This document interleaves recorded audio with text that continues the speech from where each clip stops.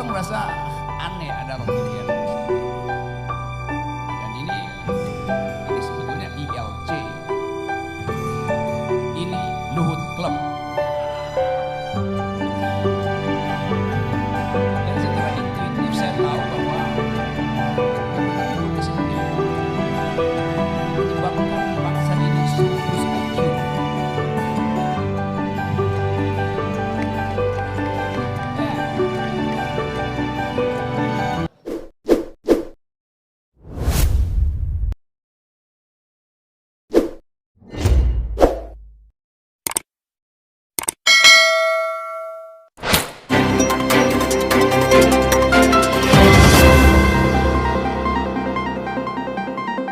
Audio Jungle.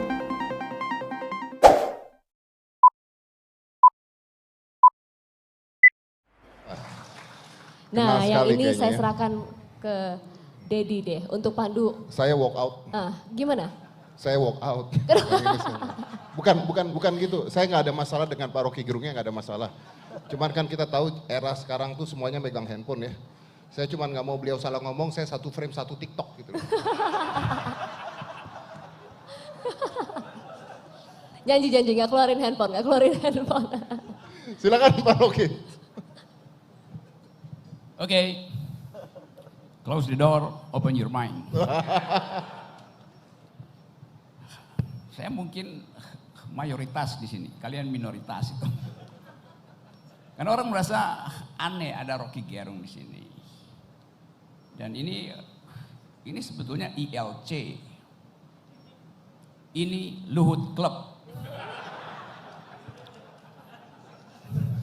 Dan secara intuitif saya tahu bahwa yang berkumpul di sini menyebabkan bangsa ini surplus IQ.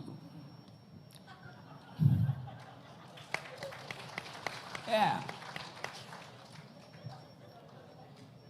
Memang saya pengkritik utama Presiden Jokowi, Yunto Pak Luhut, Yunto Pak Mahfud MD. Iya, sampai sekarang juga masih begitu. Tapi saya kritik dengan basis argumen, bukan sentimen. Itu yang ingin saya aktifkan dalam politik Indonesia tuh. Ucapkan argumenmu, jangan simpan sentimenmu. Kan itu prinsip juga dalam militer, begitu kan? Pak Sintong tuh. Yang disebut army readiness, kesiapsiagaan tentara tuh. Jadi bagi saya, waktu saya undang Pak Luhut, orang merasa ada apa Rok? Saya bilang saya mau bertengkar dengan Pak Luhut. Kenapa? Karena pikiran hanya disebut pikiran kalau dipertengkarkan. Kalau Anda punya pikiran dan tidak ada yang membantah pikiran Anda, itu artinya Anda sedang berdoa, nggak boleh diganggu tuh. Itu bedanya berpikir dan berdoa. Jadi saya membaca buku itu dan saya terpukau dan terpikat dengan perspektif Gita yang adalah keponakan dari Pak Luhut. Buat catatan kaki, saya kenal Gita ketika dia masih bayi itu. Saya kenal Pandu ketika dia masih kecil dan nakal. Dan sekarang tambah nakal dia. Jadi saya akrab dengan keluarga ini. Pak Syahrir itu teman diskusi saya. Pak Syahrir itu kalau berdebat dengan saya itu sampai lu Rok, lu gila, lu salah. Tapi itu tradisi di kita. Jadi saya sebetulnya terbawa pada tradisi keluarga Dr. Syahrir. Itu udah begitu tuh. Karena itu kemudian saya berupaya untuk memahami watak Pak Luhut. Bukan apa yang ditanya oleh wartawan, tapi apa yang diterangkan oleh Gita tuh. Gita menemukan satu ide yang nggak pernah dilihat orang, bahwa leadership itu diuji 2 kali di publik dan dalam batin diri orang itu. Dan itu yang menerangkan pada kita bahwa kita butuh orang yang paham tentang arah, tapi sekaligus mampu untuk menyusupkan dimensi emosinya pada tim. Dan saya kira Pak Luhut membrief timnya yang pintar-pintar itu bukan sekedar dengan logik, tapi juga dengan passion. Sehingga saya terkejut kok Pak Luhut ada 3 perempuan yang mengasuh kementerian itu dan menghasilkan kebijakan yang ethics of care dalam teori feminis namanya.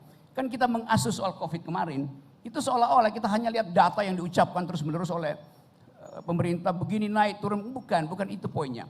Tapi diasuh dengan feminist point of view itu. Jadi saya berterima kasih karena ada 3 perempuan pintar yang mengucapkan kembali kepentingan rahim perempuan sebagai pengasuh pikiran bangsa.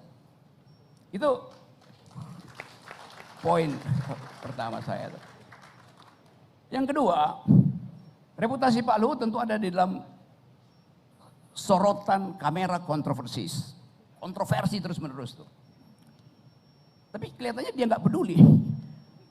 Karena dia tahu arahnya. Tadi saya sebut beliau seperti bunga mawar, sekarang saya koreksi. Dia seperti bunga matahari itu. Kemanapun ditanam, dia akan mencari matahari ke arah timur. Jadi ada yang final pada pikiran Pak Luhut, yaitu bangsa, negeri, persahabatan, etik. Keadaan ini yang membuat saya berpikir bahwa memang bangsa ini dituntun oleh seseorang yang lagi memegang tongkat Nabi Musa tuh. Itu yang saya maksudkan tuh. Karena orang membutuhkan perspektif. Nabi Musa tidak pernah menolak untuk memimpin, kendati dia nggak tahu ini dia bisa belah nggak itu laut. Dia ragu, tapi dia tahu dia harus menuju sesuatu, tanah perjanjian itu Israel. Kegamangan orang begitu dapat perintah, dia mesti ukur dulu pasukannya cukup apa enggak. Tapi Pak Luhut menganggap bahwa saya bisa.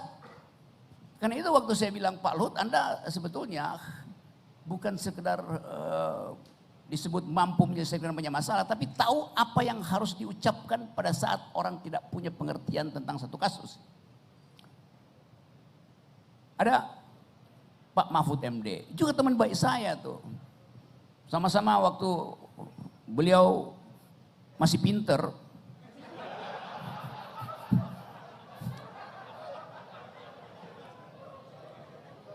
Maksud saya masih pinter. Sebab kadang-kala kejeniusan Pak Luhut tersaring oleh bahasa yang mesti dia ucapkan pada publik itu.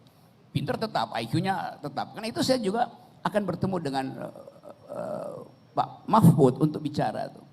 Jadi buat saya nggak ada problem, karena selama kita bertengkar di dalam kondisi berpikir, bangsa ini tumbuh. Bukankah pendiri bangsa ini adalah orang yang doyan bertengkar, membaca buku? Haji Agus Salim, Sultan Syahrir, Natsir segala macam itu orang yang membaca buku dan mampu bertengkar berjam-jam, kan tetap bersahabat. Jadi wilayah ini yang hilang, yang ingin saya pulihkan sebetulnya. Nah, yang terakhir mungkin supaya kita masih bisa bercakap-cakap. Tentu ini biografi versi teman-teman dekat.